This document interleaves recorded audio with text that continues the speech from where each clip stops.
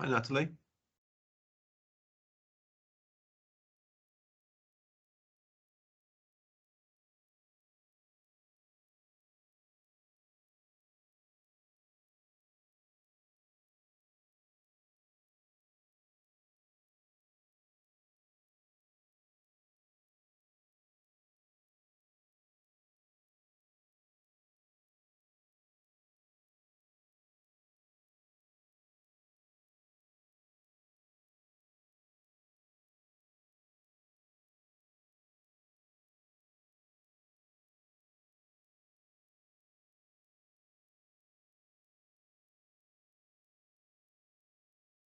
Good morning, everyone.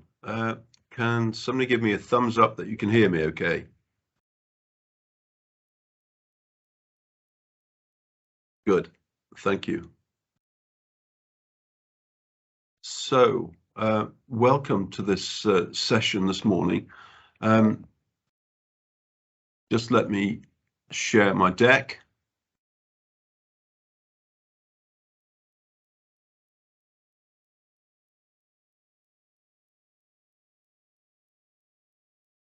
I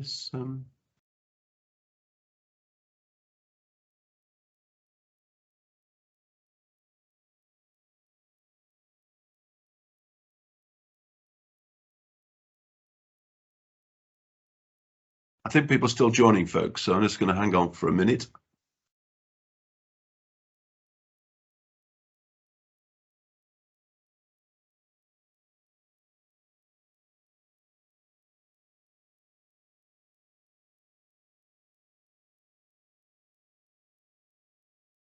Megan, could you give me an all clear when we're good to go and when everybody's joined?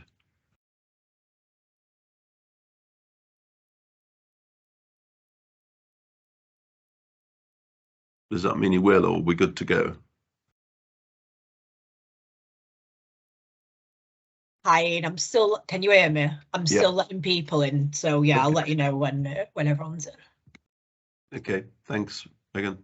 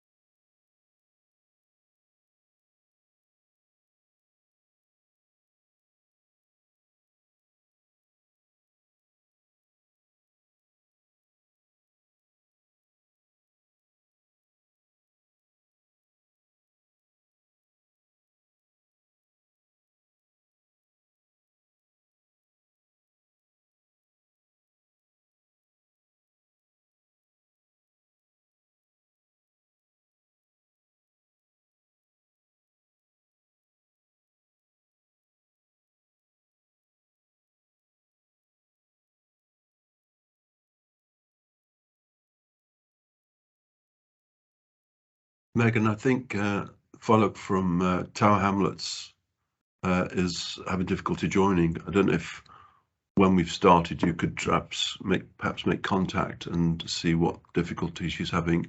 I know she had some difficulty last week with a session, so it might be us, it might be the link she's got, or it might be the system she's using to access. Yeah, I'll drop her an email. Thank you. Thank you.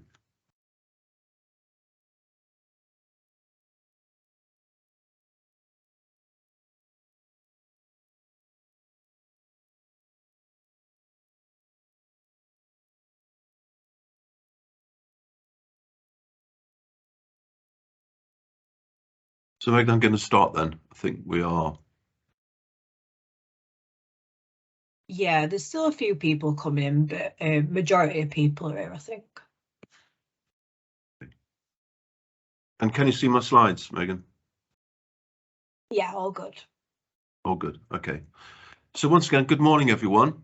There's a lot of people on this call this morning, so this is unfortunately not going to have a lot of scope for discussion and breakouts and things like that, because it is a very large group, and we want to give the opportunity for as many people as possible to join us this morning.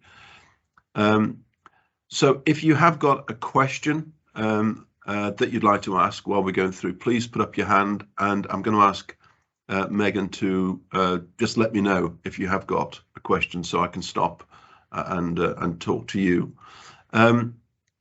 If you've got things you want to share, points that occur to you, experiences that you've got, if you wouldn't mind dropping those into the chat box for others to share, that would be really helpful. So good practice that you've got. If there's something that we're talking about and you think actually this is handy for people to know, just drop that into the chat box. That would be really great.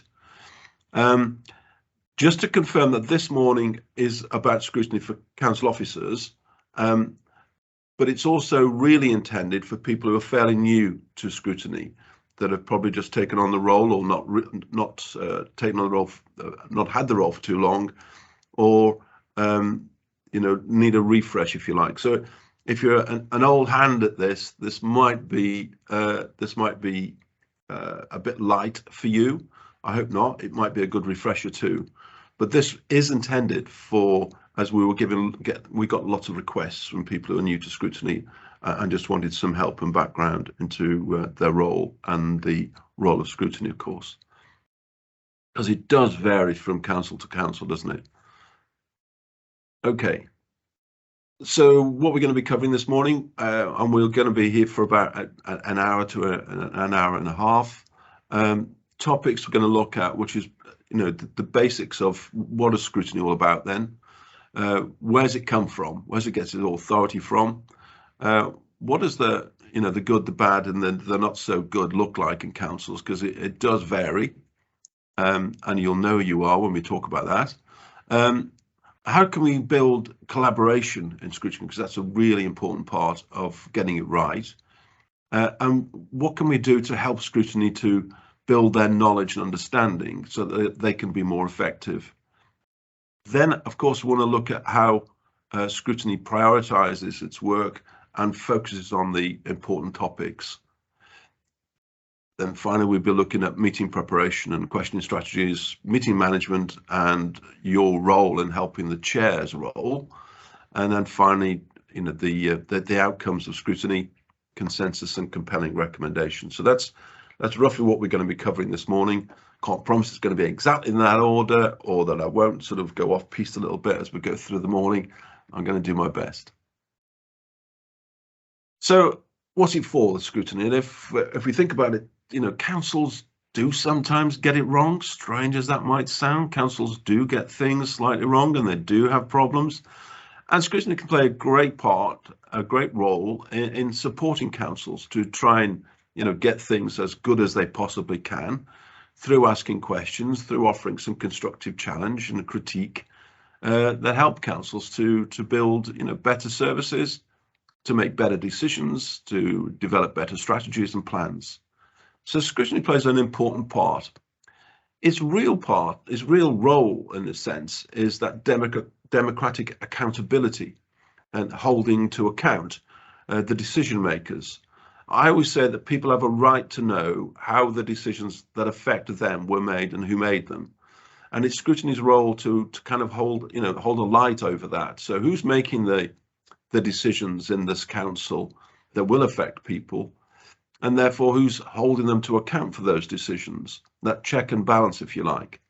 And for that to be done right, it needs to be done in an open and accessible and transparent place. It needs to be done in public.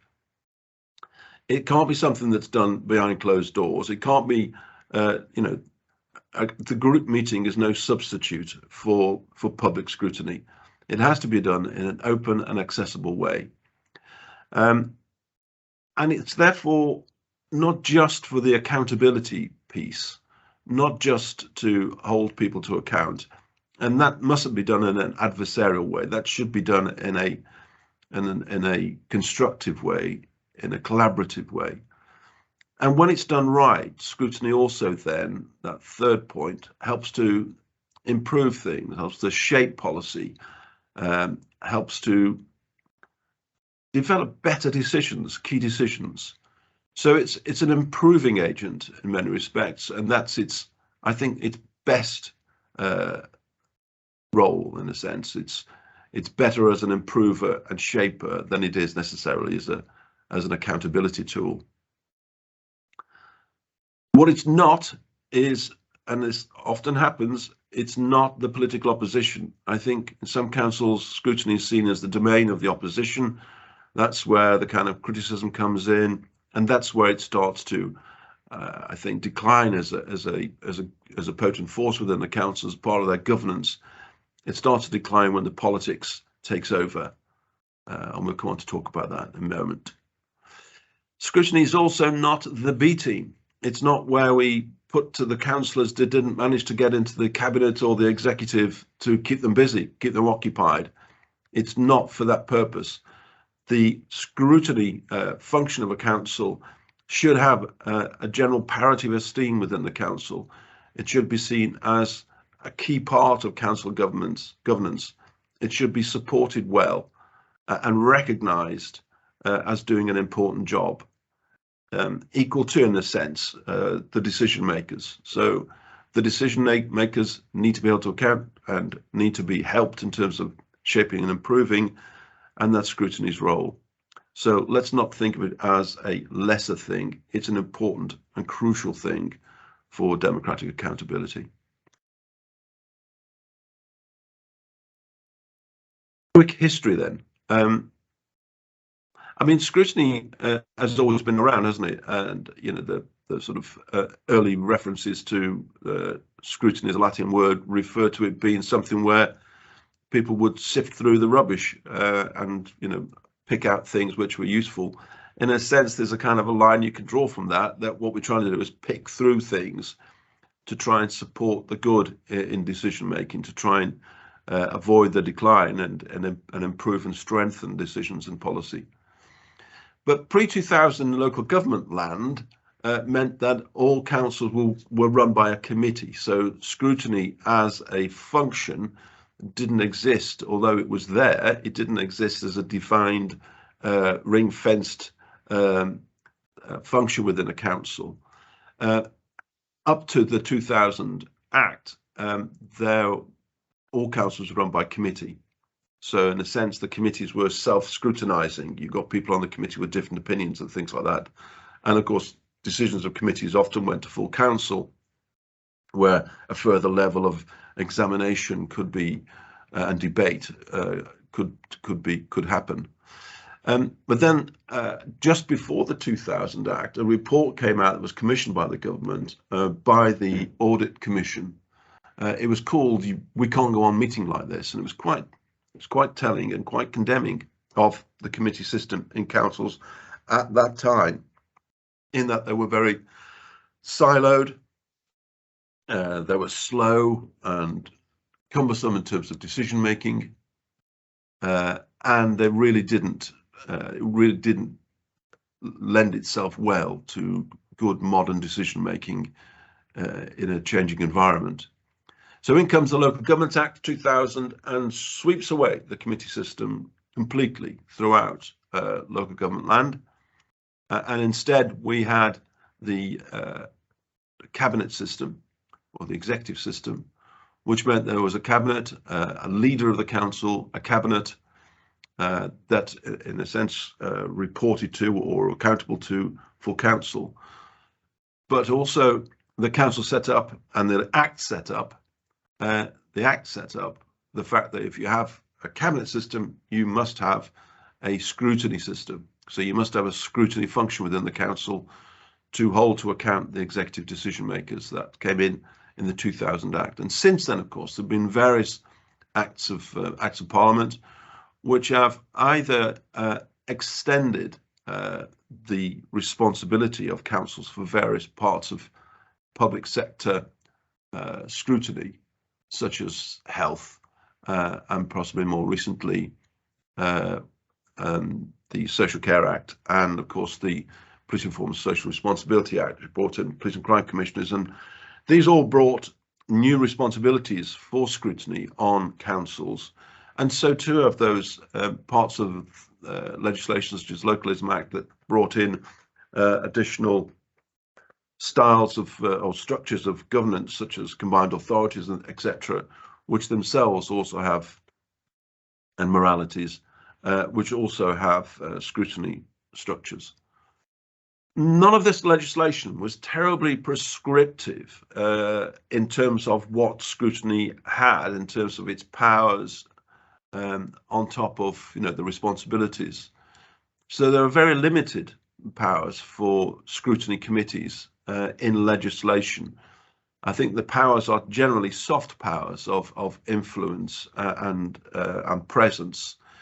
Much of its, should I say, its authority comes through council constitutions that state what sort of scrutiny function the council wants. How many committees, what their remit will be, what their responsibilities, and in many respects, what their authority shall be in terms of, what they're looking at, etc.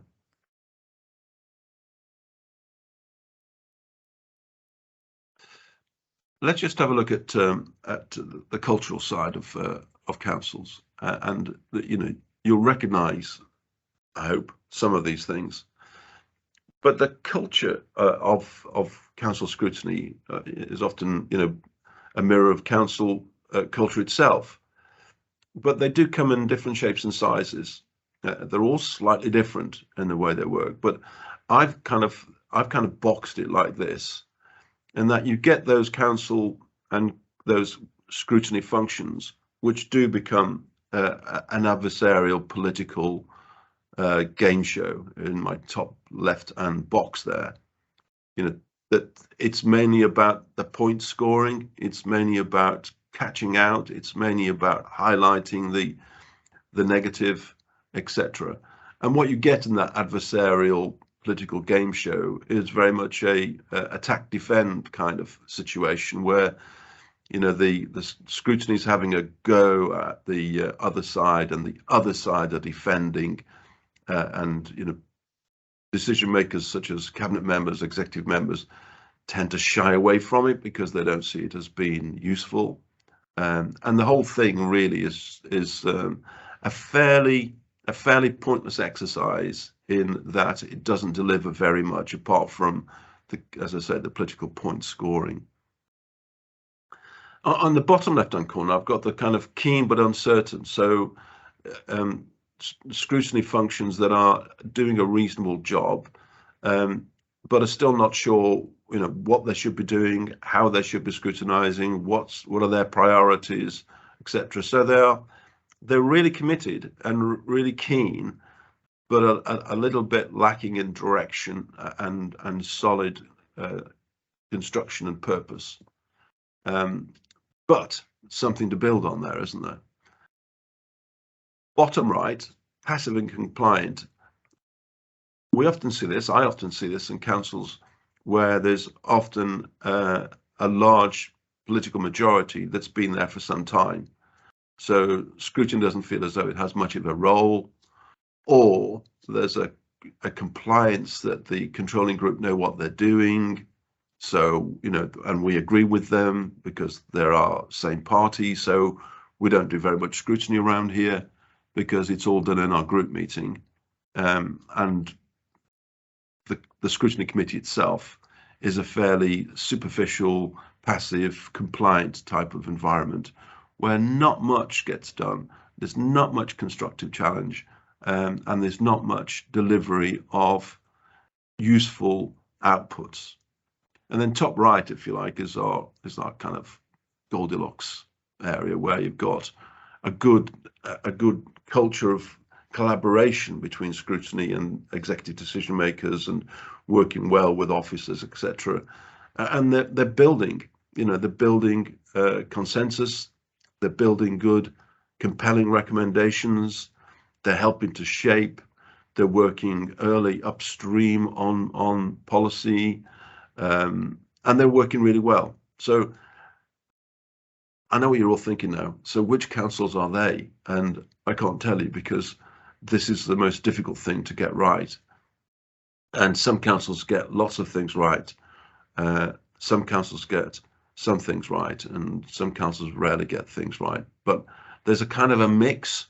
There are some really great councils doing some really, really great scrutiny. You know, I would say the vast majority, in a sense, are doing good work.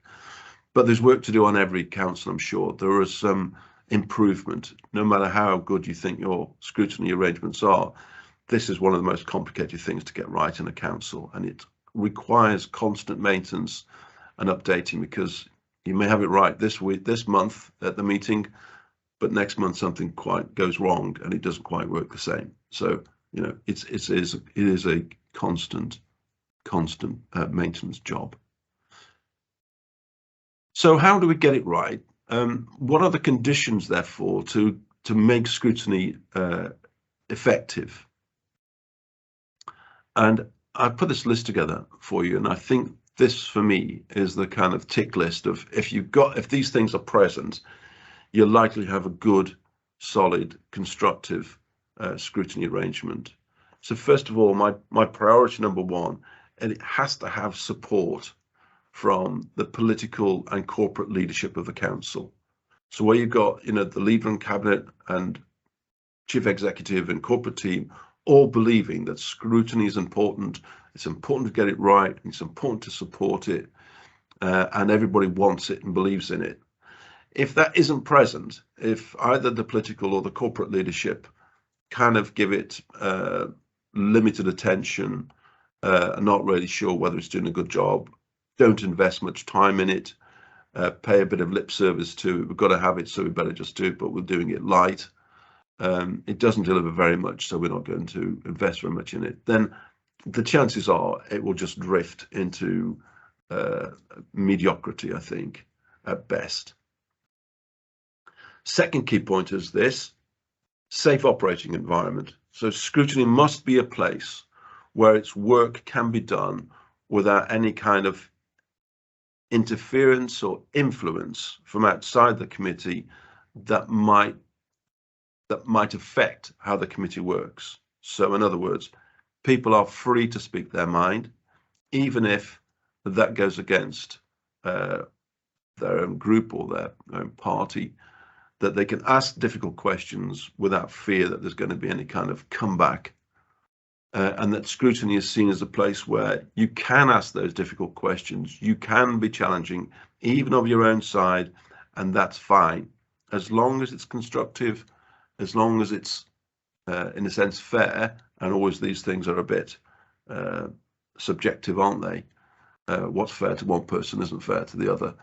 But within reason, those councils which have that mature operating environment that allows scrutiny to do its job, even though at times it can, you know, penetrate and sometimes hurt, as long as those things are done for constructive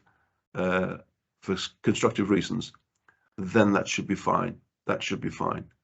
So we then have that safe operating environment with everybody in the committee feeling that's okay.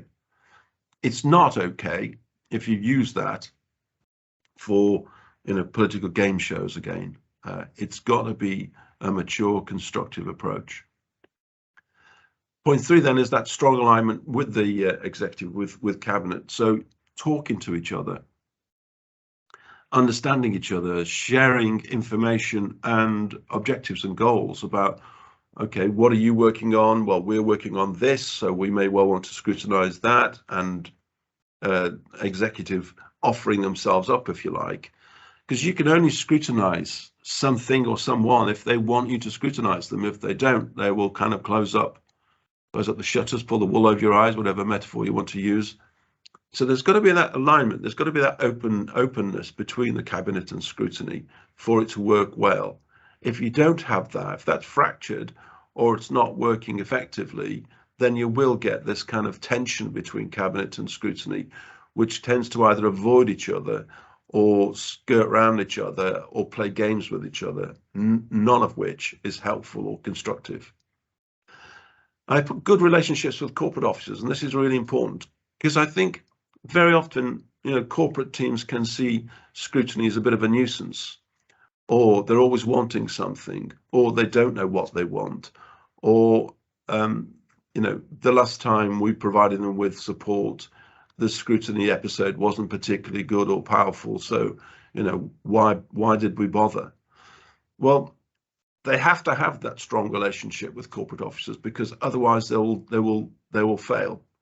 They will not have the support, they will not have the information, they will not have the guidance and advice and knowledge to be able to do good scrutiny. So that two-way street, I want to come on to talk about that a little bit further later in this session. But that good relationship between corporate officers and scrutiny is key. And similarly with, if you're lucky enough to have a scrutiny function, scrutiny officer function, that is, or a dem service team to support scrutiny, obviously that relationship is really important, isn't it? And occasionally, rarely, you do see that not working quite so well, not a good understanding. That's got to be strong. Dem service team have got to be there to support scrutiny, and for scrutiny to understand that they can rely on that support. The clarity of purpose and well-considered plans is a foundation stone of scrutiny. If we're not looking at the right things in the right place at the right time, then what are they doing? And so often, we see scrutiny plans lacking purpose. Either they're looking at too much history, to looking backwards rather than forwards at what's coming down the track at the council,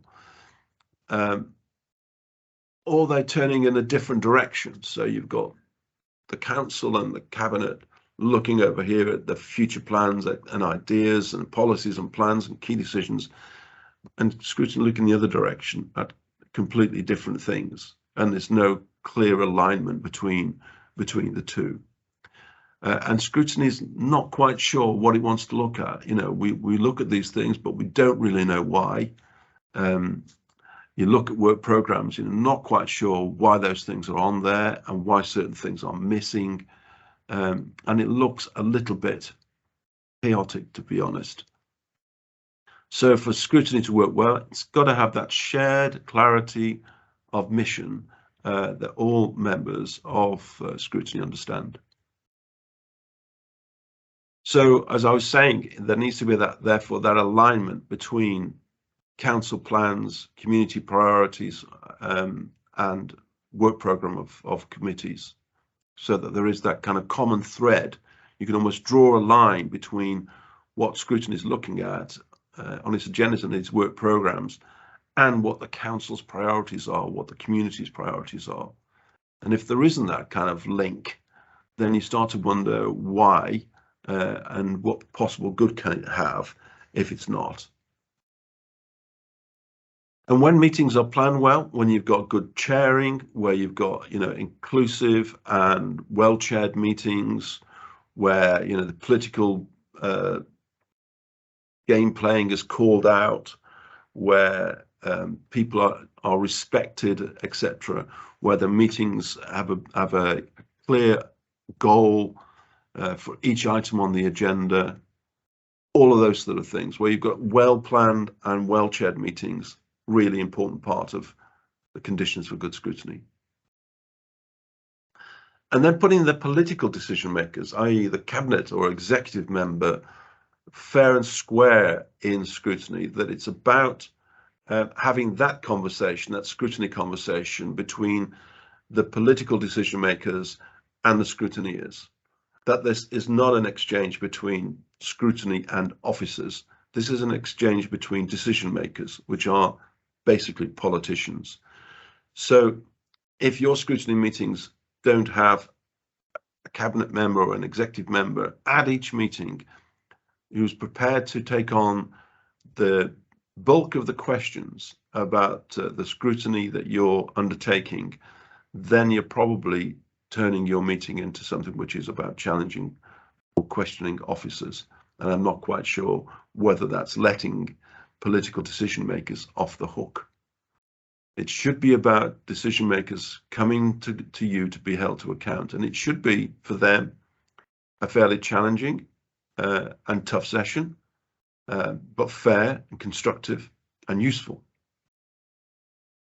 But we've got to have the political decision makers there, and not there in a passive sense that they're just either listening or contributing or supplementing the questions. It should be the politicians answering the questions and officers supporting it as and when required, technical information, that sort of thing. And very often people say, oh, if we have the politician there, they don't have enough information, they can't answer the questions, etc. Well, that's probably because your questions are too down in the weeds and rather not strategic enough. We should be able to see,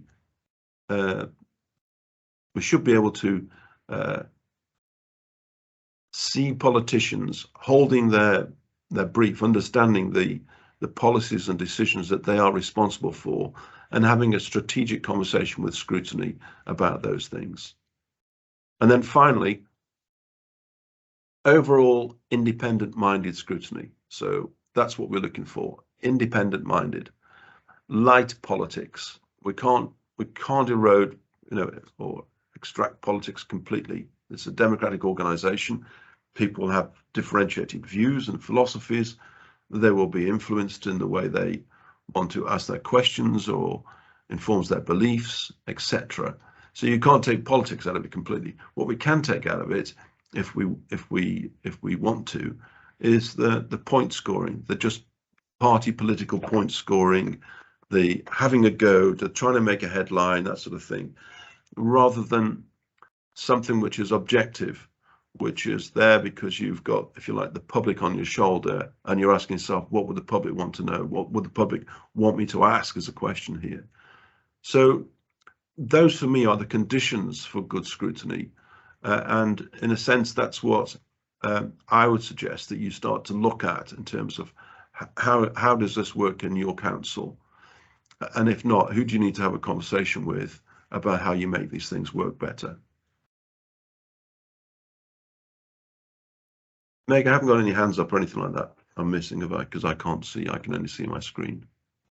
No hands up. Gordon Oliver did ask. They'd be interested to know more about how DEM services can support scrutiny. Okay. Well, hopefully by the end of this morning, we'll make that clear. Thanks, Meg. So, building collaboration. Kind of working together. This thing about working with between Scrutiny and others is really important. Scrutiny is sort of on its own, in a box, in a corner. It's not doing very much good. It's got to be up and out there. It's got to be working with others. It's got to be a key part, fundamental part of council governance. So I'd say two tools in a sense, or two approaches here. The triangulation between Scrutiny, executive and officers is key, and that sort of triangle on the right hand side expresses that. So you've got a meeting going on here between, say, the Scrutiny chair, the cabinet member responsible for that area of that Scrutiny committee, and the relevant corporate officer or officers relevant to that, and of course the DEM service or Scrutiny officers as well. So the key players sitting around the table, talking about and sharing forward plans, information, common goals. What are you looking at? What are we looking at? How does it dovetail together? This is not a meeting where one tries to dominate or influence the other. It's not about, I don't want you to do that, well, I want to do that. This is about collaboration. So if Scrutiny has a line of sight into what the cabinet or executive member is looking at, their kind of deliverables over the next, say, 3 to 6 months, Scrutiny can decide which of those kind of deliverables from the executive they want to scrutinize in a fairly upstream or pre-decision way that helps to shape and improve. But of course, that's got to be done with the buy-in of Scrutiny, of the executive or cabinet member. Otherwise, it's not going to work. And you'll only acquire the buy-in, or Scrutiny will only acquire the buy-in, if there is a sort of a trust and maturity between that relationship. That this isn't about how do we kick the wheels off or how do we cause embarrassment. It's about how do we add something to this? How do we add some value to this in Scrutiny terms? And also to make things safer, to make the decision better, to avoid failure or whatever. And then, of course, corporate officers in the room to be able to advise on that. So if we are going to be looking at that, how can we do it best? You know, what sort of assets do we need to be able to do that work? So this is that kind of triangulation between those three groups, officers, cabinet, and scrutiny, sharing, informing each other, agreeing things, perhaps agreeing things like task and finish groups, task and finish work that would be helpful to future policy development, perhaps, those sort of things. So as I say, not trying to influence each other or dominate each other, not trying to tell each other what to do, simply about collaboration and working closer together to get a better outcome. It does not dilute scrutiny. It doesn't mean that scrutiny doesn't have its own mind. It does. In fact, it strengthens that, but scrutiny have a greater access and can drag in things that they feel need earlier scrutiny. And then that relationship between corporate officers and scrutiny, just at the bottom there. Sort of on the left-hand side, it's about scrutiny saying what we're trying to scrutinize, and officers then saying this is what you need to achieve it then. Because often that's missing. Often what scrutiny tends to be driven by is a report. And I find it quite disappointing when all of scrutiny's activity seems to be based on when the report is going to be ready, which means that's when scrutiny can scrutinize it. So it's all about scrutinizing a report rather than scrutinizing a thing. And that becomes difficult, I think, when scrutiny have probably not been clear about what it is they're trying to do, either because they're not quite sure themselves what it is they're trying to do, and therefore they need some help with that, or they don't know what to ask for because they don't know what exists and what doesn't exist. So you've got to be able to say, as scrutiny, we want to scrutinize this issue, this problem, this opportunity, this whatever. How would we do that? Is a question, just in an open way. How would we possibly do that? And you need advice from your Dem Services team, the scrutiny team, and also from the corporate officers who can tell you potentially what information or report or whatever you might need to do that. It then doesn't always have to fall down to a report needs to be produced. It may well be that the information is provided in a different way. It may well be verbal. It may well be expert witnesses. It may well just be the cabinet member turning up with an exam question. It doesn't always have to be every meeting is around a bunch of reports that scrutiny goes through and asks some questions. That for me feels a bit dull, and I'm not quite sure if it works. So to try and get the best out of it, it's that real strong relationship between officers and scrutiny, advising, but also scrutiny suggesting what it is they're trying to do. And then, of course, it's quite a common issue I come across of people saying we just don't get access to information, we just don't get what we need, we just don't get openness and disclosure. I do wonder sometimes whether that's because members probably haven't looked hard enough, or have been, dare I say, a little bit lazy. But there's also, I think, a justifiable claim that sometimes information isn't available in a format that scrutiny can readily use or understand. Or there are missing bits of information which would be really useful for scrutiny to have access to. Or there is a kind of hiding behind either confidentiality or political underdeveloped work, and therefore you can't have access to it, etc. So there are some issues, and some are justifiable, some are just screens, I think, that need exploring and examining. So scrutiny does need, if it's going to collaborate well, it does need to be let in, it does need to be given the information, it does need to be allowed access to information. Because, and he's Donald, we know what Donald stands for, don't we? The old Donald Rumsfeld quote of the known knowns, and more interestingly, I guess, the unknown unknowns. But But it's true from Scrutiny's point of view, because they're not experts usually in anything. There are some members of Scrutiny that have been around the block a few times and have accumulated some knowledge and experience and are able to use that effectively in Scrutiny. But we have to assume that, you know, Scrutiny members have not been to any Scrutiny university, or you know, as councillors they've got elected. They could be, you know, there could be anyone from the butcher, the baker, and the candlestick maker sort of thing. So they're not born experts in it, and then we expect them to scrutinize quite expert or quite technical and important areas of council. And just because they're elected, it didn't mean they got, you know, a chip implanted inside them that made them expert overnight. They're still the same people. They still need to learn. They still need to develop. They still need to gain their knowledge.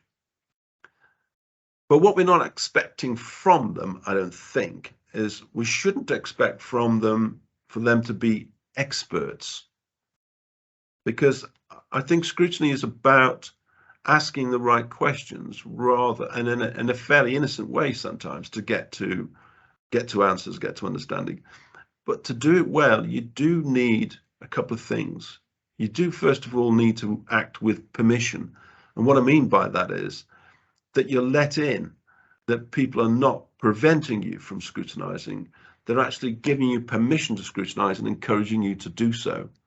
So if I want you to scrutinize me, I've got to give you the tools to do that. I've got to let you in. If I don't give you the tools and I don't let you in, scrutinizing me is going to be very difficult. You know, it's a game of battleships. You also, particularly if it's an area that's complex and critical, you also need some core knowledge. Now, lots of people have core knowledge about, you know, things we're all fairly familiar with, such as, you know, highways or schools and things like that, I guess. But so many areas of council these days, and some councils are running, you know, up to 500 different kind of business organizations or functions within their council. You think of a large unitary council, there's hundreds of different functions going on in there. And for Scrutiny to know anything about some of those things is really difficult. But the big areas, things like, I don't know, children's services, for example, really complex and really critical and very important. So they do need that core knowledge. They don't need to be experts, but if they're going to scrutinize something at the next meeting, and it's going to be complex, let's not assume that they'll just pitch up there with some brilliant questions and it'll work. It won't. It'll be random and superficial, probably. What they need is some form of briefings. They need to be given some experiences, maybe go and look-see, maybe you know, taken somewhere to have a look at something. They may need expert advisors, and scrutiny committees should be able to call on expert advisors to help them either to build that core knowledge or to help them in the meeting itself. We would not expect the executive cabinet members to make decisions without expert support, advice, and understanding, and the building of core knowledge. We would not expect executive members to do that.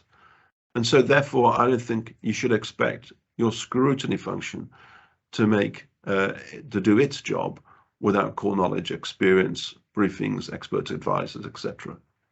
And very often you can find that in your meetings, particularly if it's an expert area, getting an expert advisor, sometimes external, sometimes internal, to be in a sense on the side of scrutiny and helping with the key questioning and the themes of inquiry can be quite useful, and it can kind of spur scrutiny on a little bit, spur members on to engage more. And to do that, also, they need information that meets their needs, as I was saying earlier, that it's got to be relevant, it's got to provide the information they need. And they also then need the support to do their job. They cannot just be left to it. They do need help, just as the executive members will need help. Scrutiny needs help. It cannot be left to its own devices. Just going to take a sip of tea, folks.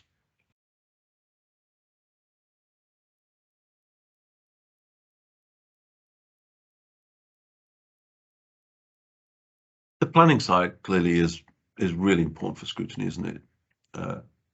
So much of scrutiny has become, it's easy for scrutiny to sort of drift and for not to have clear plans in place.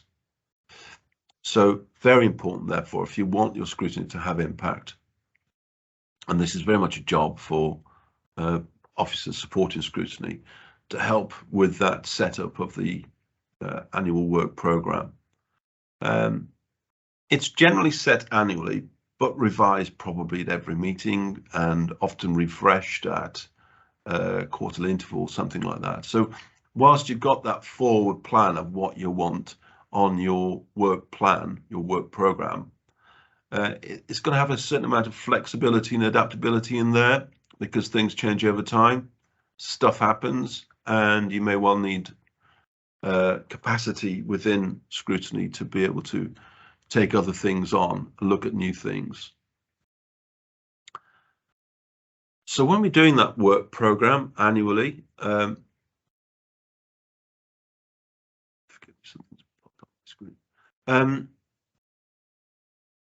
it's really important that isn't something which is just a bit of a kind of a bit of a jumble cell, really, that people just toss in their ideas and preferences and hobby horses and, you know, dominant members allowed to kind of have their way with things. To take all that away, in a sense, it's probably advisable to use some form of evaluation tool. And there are a few of these around. So as I put on that point 4 there are some scoring methodologies that you can use, sort of gateways or filtering criteria, so that you can take a long list, if you like, of potential of candidate subjects and filter them down to what you can have on your work program. Because if your scrutiny committee is only meeting, say, 6 times a year, and if we say we need 2 subjects per committee, you can see we probably only need a dozen, 15 max of subjects to spread across the year that we're going to be looking at. And some of those will drop off as higher priorities creep up the list, if you like. But if we're looking at a work program, and if I, as an outsider, looked at it and said, well, tell me why that's on, but you haven't got that on, there's a clear rationale that sits behind the work program that would justify what's on that work program and what's missing from that work program. Some councils try and, as they say, boil the ocean, try and put everything in there because they just think we can't afford to miss anything because that's too risky. Well, what's going to happen there is it becomes cluttered. It becomes difficult to manage, and the scrutiny episodes themselves become very superficial, skimming across the surface, because there simply isn't any time to do any real justice to those issues. So important, therefore, to be brave and to accept that less is more, that you need to prioritize and prioritize again to filter it down to what are the key deliverables for this council and how are we going to scrutinize them. So that prioritization and the evaluation, using that, as I mentioned, that methodology, don't mind which one you use, but some methodology that allows you to choose and select from your candidate list in an effective way. The whole thing must be member driven. It needs to avoid all that randomness of, well, I want this on, and you know, we always see this, we always have this on our work program. Let's try and clear it out and everywhere make it fresh, make it new. Clearly there are going to be things which, if you like, overlap from year to year, or things that you do need to look at and keep an eye on every year because they're so important. You will always need stuff about, you know, if you're looking at children's services or adult social care and those sort of areas, there are always going to be things which every year you want to keep an eye on it from a scrutiny point of view. But avoid this thing about, you know, Councillor X always wants, you know, flowers in the park on the work programme, so we have to have it. Well, do we? Maybe it's time to fight back. I mentioned member driven. You know, members must own this. It shouldn't be spoon-fed to them. They need to do some work. They need to do some thinking. They need to set aside some time, perhaps a morning, an afternoon, or even a day, to get through that work program, to get through that methodology, to work out how they're going to put this work program together. And of course, within all of that, they need to talk to other people, perhaps talk to executive, talk to officers, talk to partner organizations, particularly if, you know, partner organizations are linked to that scrutiny area. Obviously public, and that's often a difficult ask of how you do engage public in this process. But if you can, you know, find a way of doing it, that's would be useful.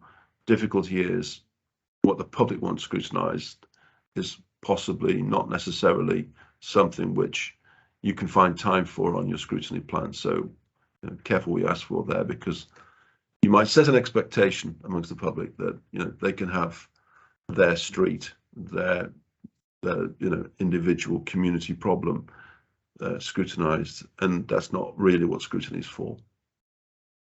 So the inputs you can use would be perhaps the council plan, the council business plan, or forward plan, or whatever. The executive cabinet forward plan of key decisions, it's there, and people say to me, oh, there's nothing on that. Well, there's loads of things on it, but it might not be very descriptive. But what will sit behind a description will be a plan, a strategy, a key decision that's going to come down the line. So scrutiny needs to ask what sits behind that, and how can we as scrutiny play a useful role in scrutinizing that. So exec forward plan should be there, should be part of the inputs. Big community-wide issues, not parochial issues, not street-by-street issues, things which affect most of the community. You know, areas around, I don't know, transport, or I don't know, possibly homelessness or whatever. Things that the whole community can see and want something looked into. And then, of course, there are member ideas, sometimes really good ideas, and we shouldn't ignore that. We shouldn't assume that just because the members come up with ideas, they're not brilliant. Do need to leave some space in that work program, not just for all the stuff that's got through the filtering process, but things which scrutiny believe they should be scrutinizing, and it's, you know, there's an exception to be made, perhaps. And let's not forget, everything doesn't have to be done in a committee on Tuesday night. You can use other methods and tools, and I know lots of you will be using these things anyway. But task and finish is often where, whenever I go to a council and ask them, tell me what your best piece of scrutiny was last year, I will put money on the fact they will say it's a task and finish group. And it's easy to see why, because task and finish groups do offer that opportunity to take a single issue and drill down on it a bit further, and start exposing things and learning things and developing some constructive ideas out of those areas, and then producing a report that says, it looks like this, we suggest you do this and this and this. That's a great piece of work. And then I asked myself, well, why can't you do that in committee, but in a sort of more condensed form? Because task and finish really is a powerful tool, and they often, if they're done well, and the way they're done well, I think, is, first of all, there's a good business case for it. There's a kind of a reason to do it, and it's been done with some consultation with the executive, not to get their permission or anything like that. Just say, we're thinking of looking at this, and it could be done that triangulation meeting. We're thinking of looking at this, and Scrutiny say that's brilliant, and executives say that's brilliant. It would be useful if you could look at this within that, or, oh, I wouldn't necessarily bother with that because we had a report commission last year and it looks like this and that's it. So don't waste time, I guess, and duplication. But really good work, if it's done well and it's time limited, don't let it go on for more than a couple of months. At the most, I've seen some going on for 2 years, and that doesn't do anyone any good because they are very resource hungry and can, take up lots of officer time. I also suggest that you get members to do a lot more of the legwork on these things than they seem to do. They seem to get spoon-fed and then take all the credit for them. So, try and get members to do more of the legwork, more of the organising, more of the scoping, perhaps, and certainly perhaps starting to bullet point the points that need to be in the final report. At least don't expect them to write the report, but at least come up with the bullet points of what they want in there, rather than everything being spoon-fed to them. Often task and finish, there's a sort of shorter version, if you like, which is kind of spotlight events, and I'm sure lots of you use these, which could be just a kind of a witness kind of day. So you bring people together, could be a morning, an afternoon, a whole day, an evening, whatever. Single subject again, and you bring in key witnesses from all parts of the issue. Those who've got a stake, those who may well be users, those who may well be providers, other interested groups, and you look at the issue in the round and take, if you like, evidence from others, a bit like a select committee would, and from that produce your report and your outputs. Really useful, and there can be something particularly where it's a whole community issue or a big community issue that's done. I saw this done really well regarding a railway station access, and it was done in public, and the outcomes were really, really positive. You can also use sort of small groups rather than task and finish, so just a small group looking at something in a very quick way, or individuals, a couple of members perhaps as going off, exploring something and coming back to the committee to share their findings, rather than the committee having to wade through things. There could be areas where you can break subjects down, give it to a couple of 3 members for them to go off and look at that in a bit more detail and come back, as I say, and report back. And then let's not forget, let's go out on the road a little bit. Let's go out into the community with Scrutiny. We often, concern ourselves with community access or public access. Well, if we went out to, public buildings where people were, you put a little banner up in the doorway saying, there's a Scrutiny committee over here. You're welcome to observe it. Seats available, agendas available, all that sort of stuff.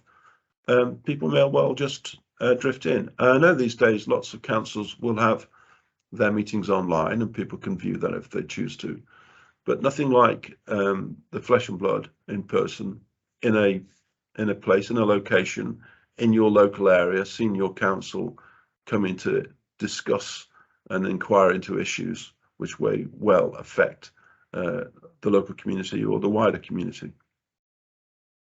So let's not forget that it doesn't have to be all in a committee room. Nothing like a bit of planning to get things right, and you as officers will recognise, that good planning will bring better outcomes. I'm suggesting a two-stage planning and preparation, and this does not have to be in a meeting room again. This can be done on a Teams meeting or something like that.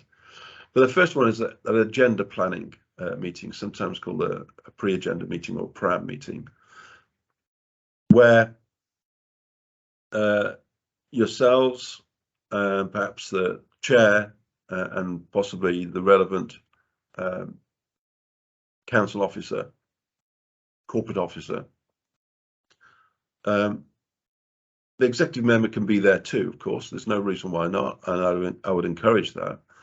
And what this is looking at is the agenda planning. You know, what's on the agenda? What are we going to be looking at? And it's therefore an assets check. What do we need to be able to do this? What reports do we need? What information do we need? What expert advice do we need?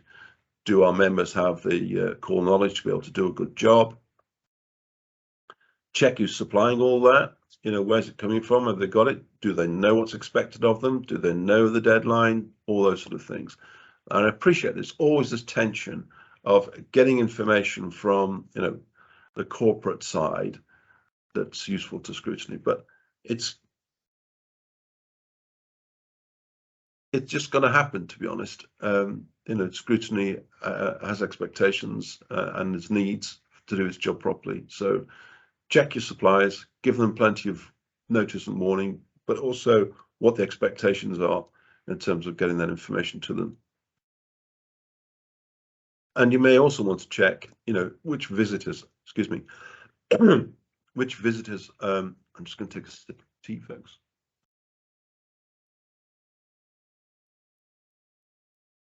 Who's coming to Scrutiny? So we want to make sure that the exec member or the cabinet member is there and the relevant officers. So check that they're available, make sure they're available, make sure the diary is clear, that they know what's expected of them, they know why they're coming, and they've got a rough idea of what's going to be expected of them and the kind of themes of questions that they're going to get. We're not going to tell them what we're going to ask them, but we're going to ask them, we're going to let them know roughly what's the area we want to explore with them. And also, who's going to be there as visitors? You know, are we likely to get, for example, community interest? Are there going to be people turning up who have got an interest in this? Have we got any kind of witnesses or expert advisors coming along to the meeting? So who's turning up? And again, do we know what to expect? Do they know what to expect? Have we got that planned and prepared? And then, of course, there's the technology these days. So if somebody's bringing a short presentation, emphasize short presentation, do they need screens? Is the audio working in the room for people that require audio or sensory information, sensory technology? Are the people, perhaps even expert external witnesses, joining by teams? And very often it's a good way of being able to encourage people to contribute to Scrutiny if you want to use external expert advisors, that they don't need to get in the car and lose half a day. They can just join for an hour online. But you need to set that technology up and check that that technology works, that they've got the links, etc., all that sort of thing. So technology check in terms of their preparation, and then the public access check as well, that the public do have good access to the meeting, that they, you know, they can get in for a start, that there are agendas and things available, and also similarly that the broadcast side of it is operating properly. I know some councils, many councils, have a public question time at their meetings, and again, just some preparation, just some understanding of who's likely to be there, what sort of questions you like to get, some planning and forethought around that would be obviously very useful. So in a sense, that's the pre-agenda meeting. So we've got the agenda sorted out. We know what's coming. We know who's coming, and we know it's going to work. And then just before the meeting itself, and again, this could be virtual, but it's useful, I would say, a few days before the meeting to get all the committee members together. And this should not be by party group.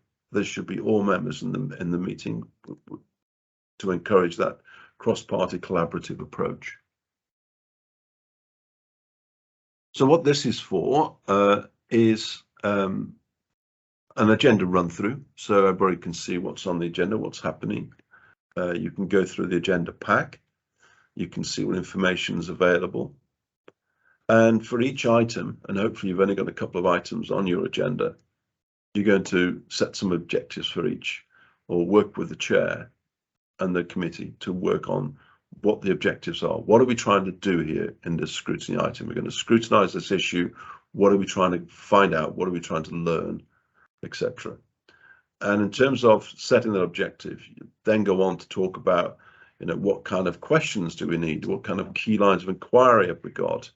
So it may well be that you suggest that they break it down in themes, perhaps, financial, perhaps environmental, perhaps risk, etc. So if you think about how you could break it down, analyzing what's in front of you, what needs to be looked at, you can then start to, from that, sketch out what your questioning strategy might be. And then people can start thinking about what question they need to ask. And at this point, it would be good, with the chair and the committee's buy-in,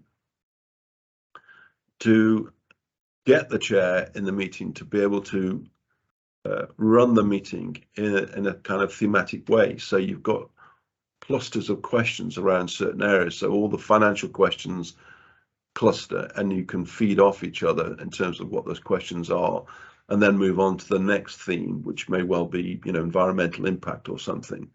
And then, so you don't have questions that are just sort of pop up as random.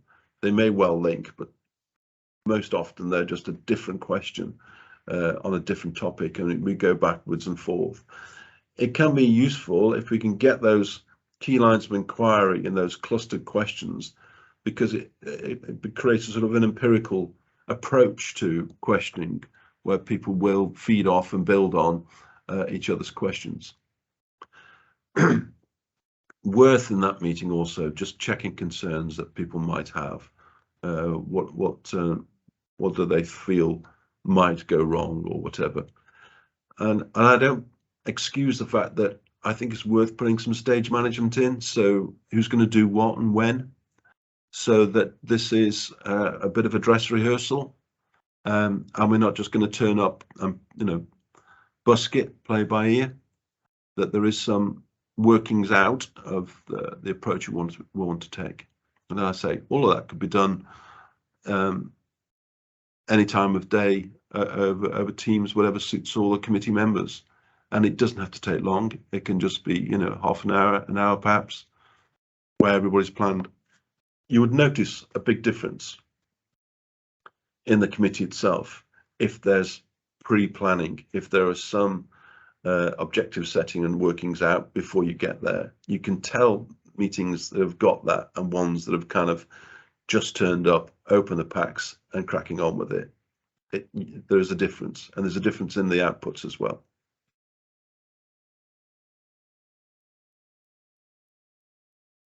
So let's have a look at the agenda itself and how we're going to manage those agendas. Personally, I've got a maximum 2 items rule.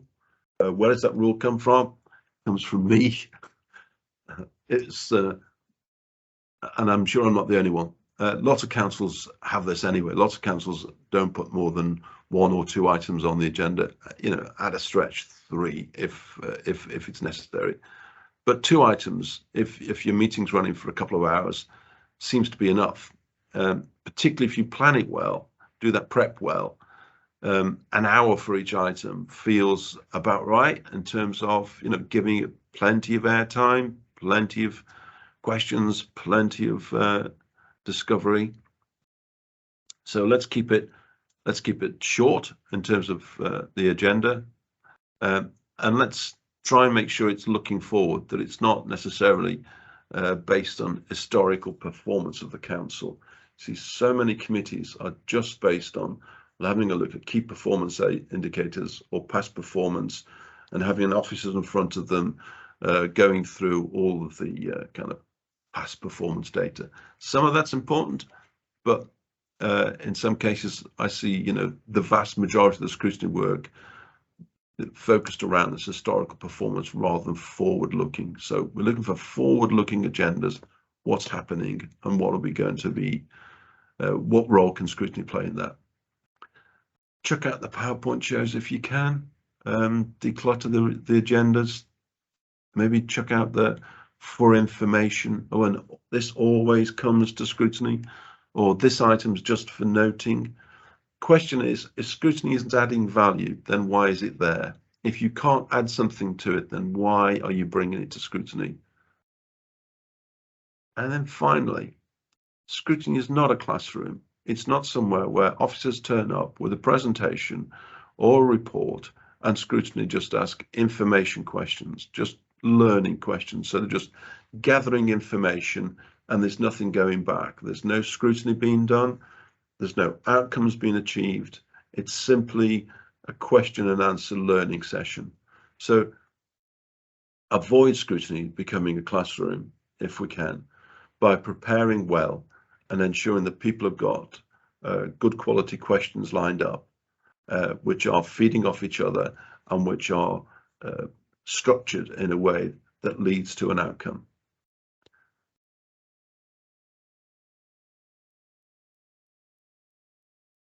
So meeting management, and I think, you know, as officers, you have a role, I think, here in briefing the chair, helping the chair, at times having to steer the chair even to make sure that the meeting runs well.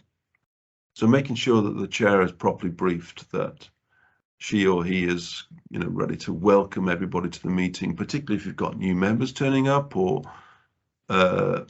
not necessarily members joining remotely, because that can't happen anymore, but guests or expert witnesses and people joining remotely. And anybody else who's going to be in the room that needs to be welcomed because they're new to it. And particularly making introductions or asking people to introduce themselves. If, for example, you've got a new officer or a fairly junior member of staff coming along to provide information or to support, it can be quite a daunting experience for them. So I think to make sure that they feel comfortable and welcome, etc., and put at ease, you need to be able to, I think, get chairs to do all this meeting protocol, because it doesn't always happen, I don't think.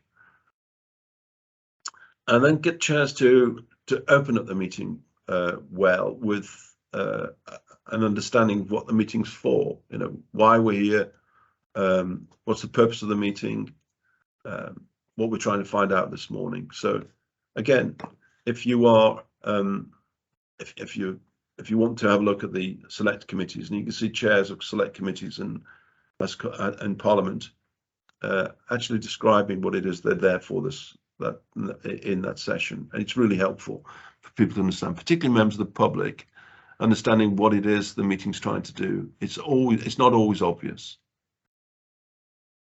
So therefore, introduce each item with a description of what it is and what it is you're trying to find out. Try and advise the chair on their time management and making sure that speaker limits are adhered to, particularly if you have in your constitution that you do have time limitations on speakers. If not, you know, trying to be reasonable, and not perhaps not too constricting as well. Sometimes chairs don't allow people a second opportunity to follow up a question or to come back with a question, etc. So I think the chair needs to manage the flow of the discussion and the debate and not make it too rigid. So it's like one member, one question, move on. That doesn't necessarily, I think, bring good results when you can get a better output from a better flow of inquiry and questioning and discussion. These days, I think officers perhaps just reinforcing with chairs about these cultural aspects, these really important cultural aspects about respect and inclusive language and, you know, calling out poor behavior. You see less of it these days, but it's still there, where it doesn't get called out. You know, the chair doesn't stop the meeting and point out that this isn't appropriate or acceptable. Committee should be together on this, that if there are issues happening in the meeting where there is, I don't mean the normal rough and tumble of political debate. As I say, you have to accept a bit of that, but the nastiness, the kind of name calling, or the put down lines, or the biased conversations that people have and comments that people make. So those things that need to be called out. And you know, I think it's right that we do insist that chairs, you know, behave in this way and make sure that those things don't happen. And then for chairs to signpost and advise, so where things are working well, to advise the committee on where that goes next. Finishing the debate, summarising what I'm hearing this morning, what I'm doing this morning, what we're going to, you know, kind of get a kind of consensus, build a consensus around the debate. Chairs will need some support with that in terms of your advice in the meeting about perhaps doing some note taking and sharing that with the chair about where the debate consensus may lie. And then, of course, summarising any agreed actions that need to be taken.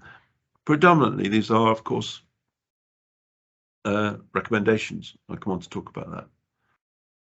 So for me, scrutiny has to have a product. Otherwise, it's not doing very much. And its product for me is based on consensus, so not votes. Votes should be avoided in scrutiny if possible. It's not there to vote on, you know, I agree, disagree. This is about consensus. But its product is those compelling recommendations. So having something to feed back to executive that helps to improve or shape or change key decisions, policies, strategies. Now, that's not to say because they're compelling, therefore you are compelled to do something about it. Compelling in this context means hard to avoid. The recommendations are so strong, powerful, and common sense that you want to kind of at least consider them and at least consider how they might be used. Now, it may well be that your recommendation is the most compelling in the world, but the executive still has the power and authority as the decision-making executive to ignore it if it chooses and say, I've listened, we've listened, we've understand, but we're still going to continue with our original decision. That doesn't matter. You've made your compelling recommendations and made people think, made people stop and explore whether what they're doing is the right thing and could it therefore be improved.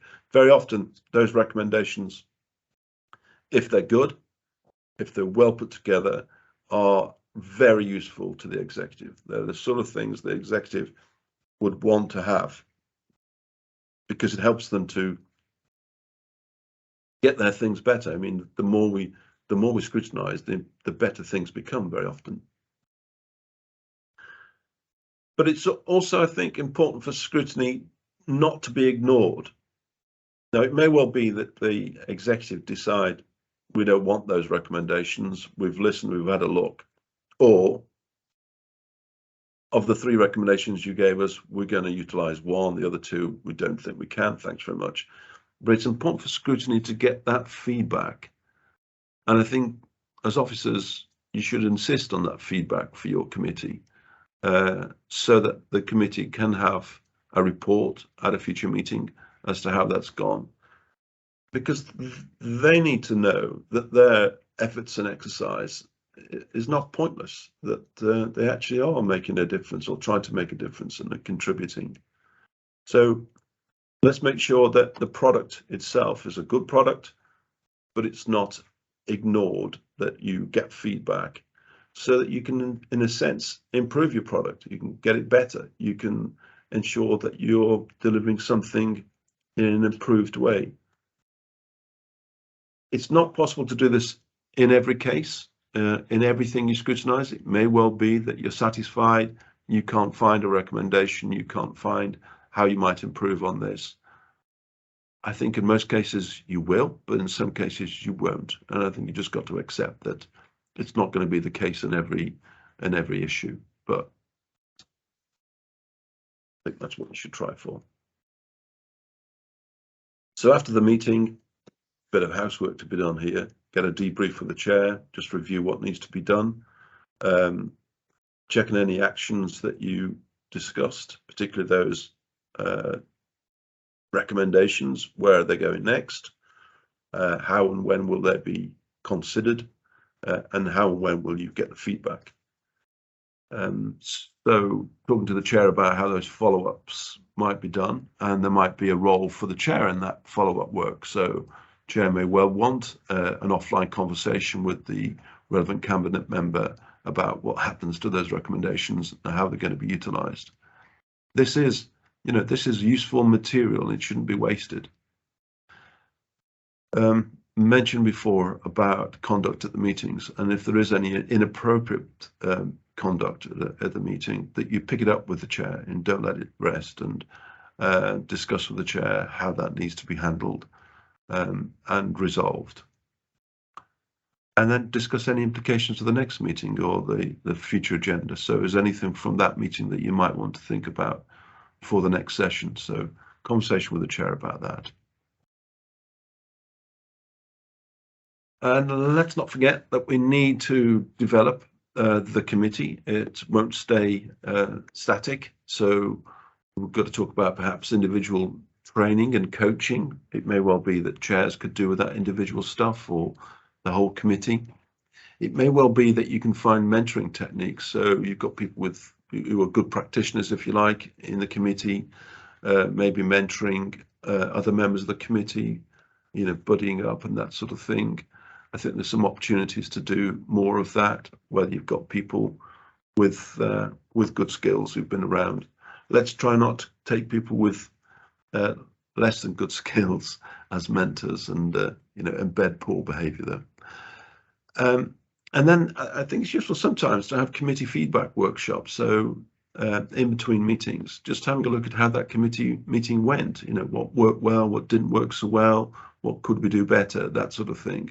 So just holding a mirror up to committee and saying, how well are we doing? This is if we want to improve. If we want to improve, we've got to be prepared to put the effort in and do this kind of thing. Feedback workshops, useful. And then occasionally step back reviews, whether you do that internally or whether you get an external provider such as ourselves to do that kind of step back review, to have a look at how Scrutiny is working on what could be done to perhaps support it to improve and get better. Okay, so that's more or less it, folks. There is more information on our website, some free guides and research information that we provide on all sorts of topics that you might find useful as you go through this. But I hope that's been useful. I'm going to hopefully take down my slides.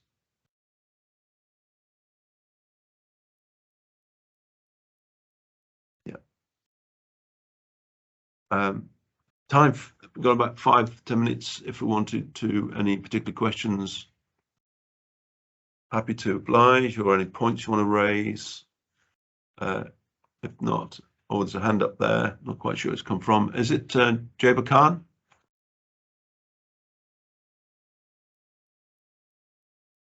Deb, do you want to come in there?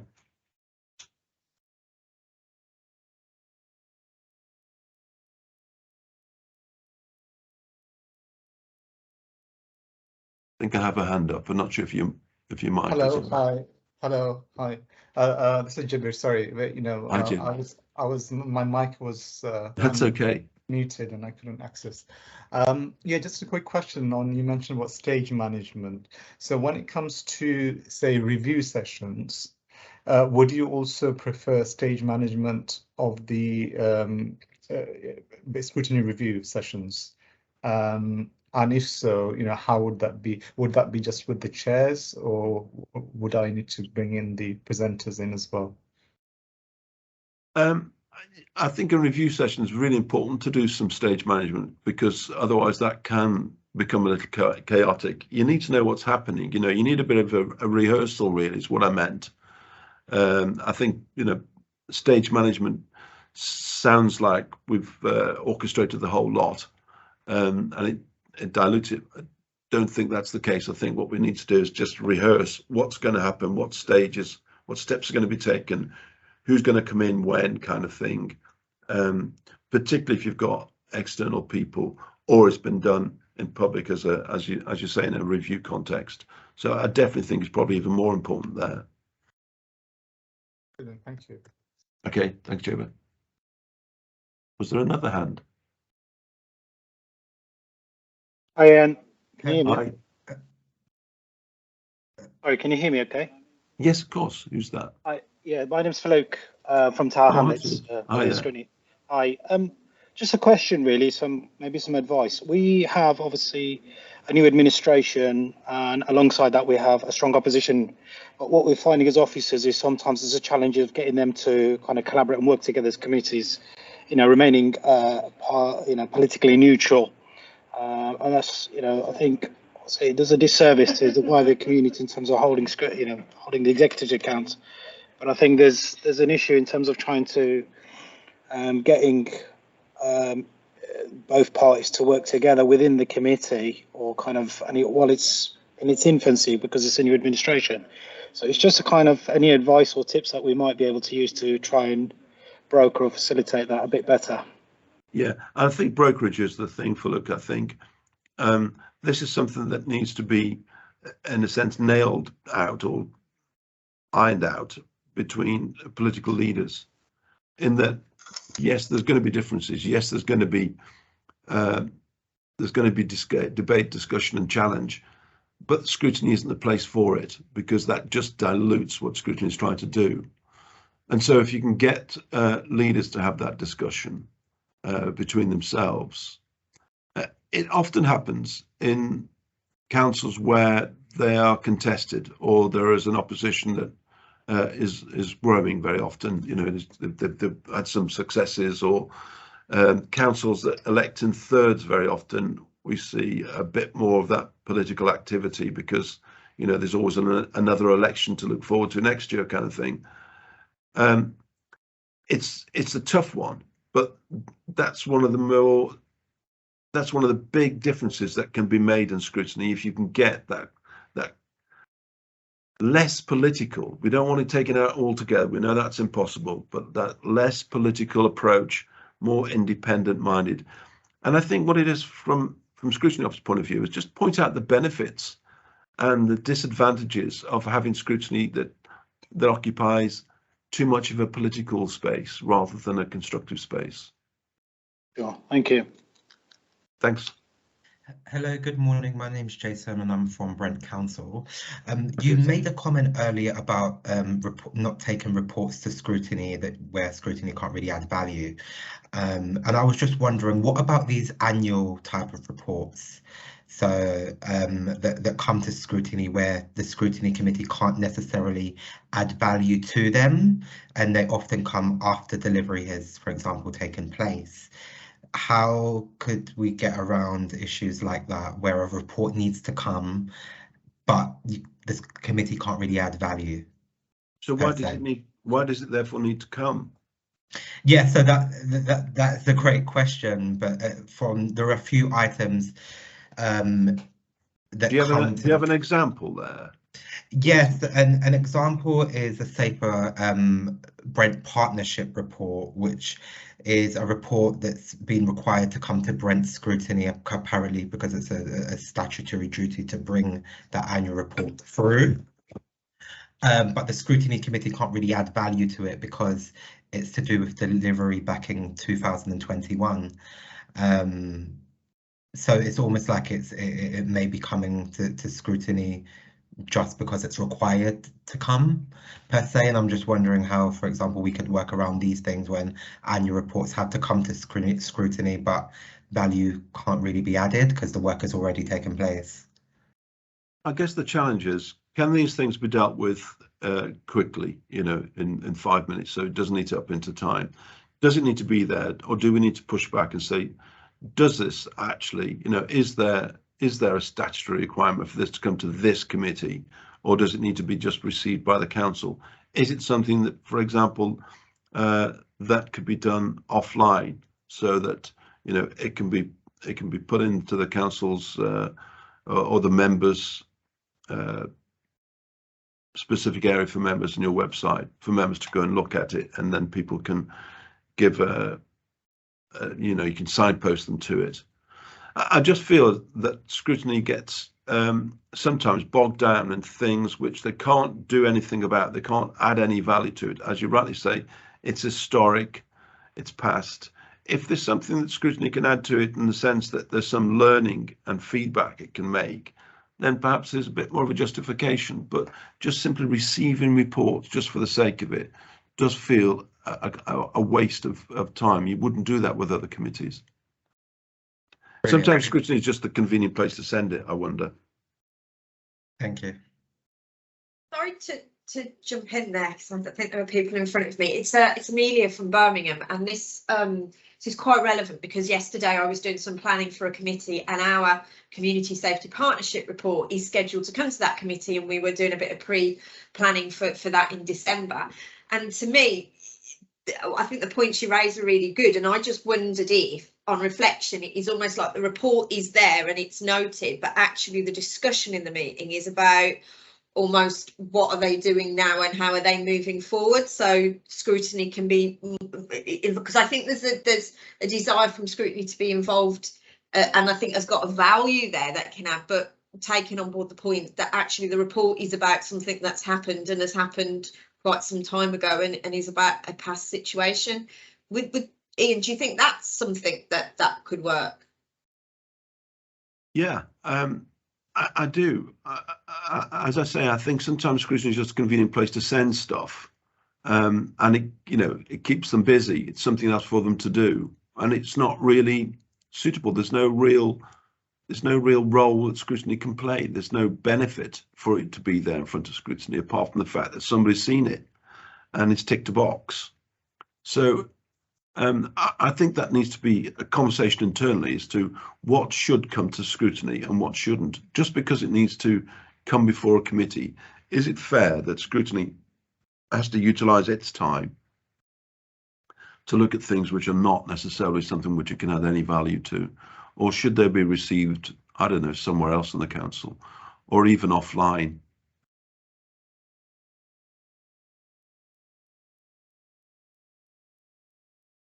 I think there's another hand. From Peterborough, just on the same topic really. We have a lot of reports where the work is done and it comes to scrutiny with the recommendation to endorse the strategy to go to cabinet.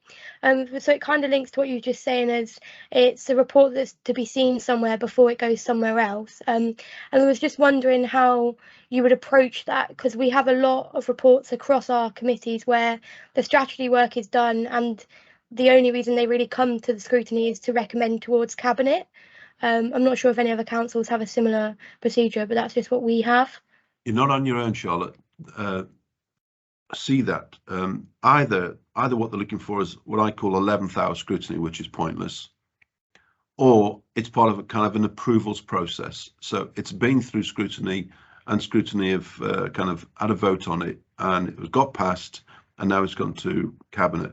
It's not scrutiny. It's not scrutiny, and for me, I would push back and say this isn't scrutiny isn't adding any value to this.